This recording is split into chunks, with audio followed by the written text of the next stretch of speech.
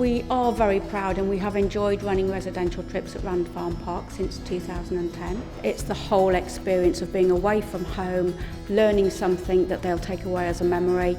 So as a school, we do a lot of different residentials, but always return to Rand Farm Park every year, year on year, for the last 15 years, and it is the best residential that we do.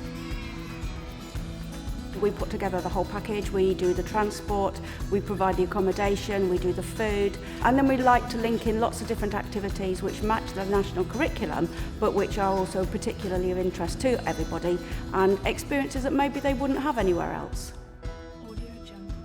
Once the children arrive at the farm, we always give them a health and safety talk. We make sure that they know how to behave around the animals. We reassure them that they must wash their hands every time they've been touching the animals, particularly before they come and have some food. And we're always reiterating that message to them.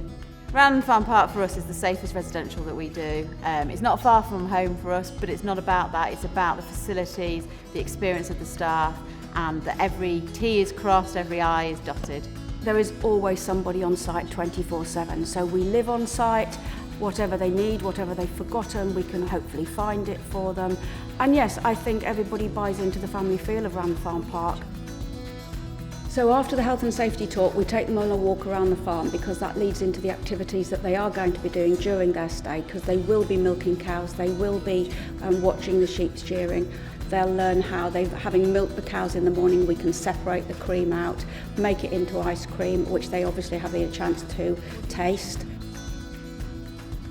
We bring in experts in the field, people who have been passionate about keeping bees or keeping rare breed sheep for a number of years. So it's somebody different for the children to listen to that inspires them again on topics and theories that they haven't perhaps covered in schools.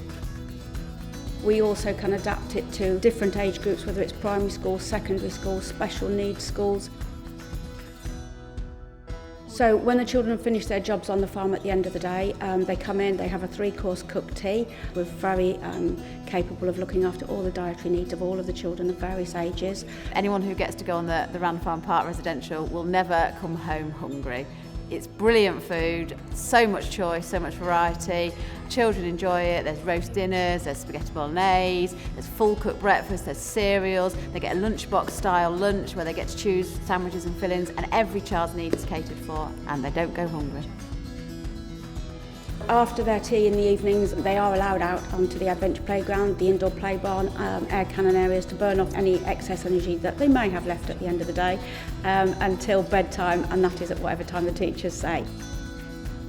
In the morning when the children wake up, we always go and muck out the animals before we come in for breakfast, so we do the proper farm jobs. We milk the cows, we muck out, we feed the rabbits and guinea pigs, collect the eggs, all the jobs that we would do on our farm every day before they come in and have a variety of cereals and cook breakfast for them.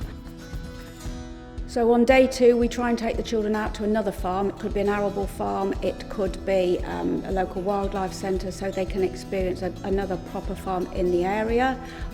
They can learn about the crops that we grow, how they again are linked into their food production. So they've been out onto the farm, they've seen the carrots growing, and then they take those carrots into the kitchen and turn them into something tasty to eat for tea, or can be carrot muffins that they can take home.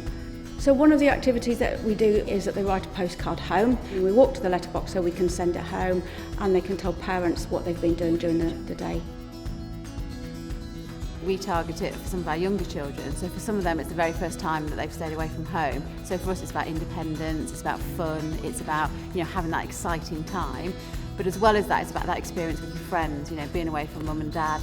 It's not all an educational trip, it's social skills as well that will set them up for life. At the end of the second day, it follows the same kind of procedure as the first day. They come in and have their cooked tea and play inside or outside just to close the end of the day. So at the start of day 3, they get up in the same way. They go out to the farms, do the jobs that they've done on day 2, so they're learning the repetition of life on a farm. On the last day that they're with us, we have a variety of activities that could include butter making, archery, we have a memory game, how much can they remember, just reiterating the topics that they've covered during the stay. We often say that you learn an awful lot about a child as a teacher in residential, because you go away saying, gosh, I didn't know that child was so caring, or I didn't know that child was so brilliant at helping with the woodwork. So it is a great experience for us as staff to understand our children. They've seen them playing, they've seen them with their friends, and the whole package altogether, that the children have grown up. It's an experience that they'll remember forever.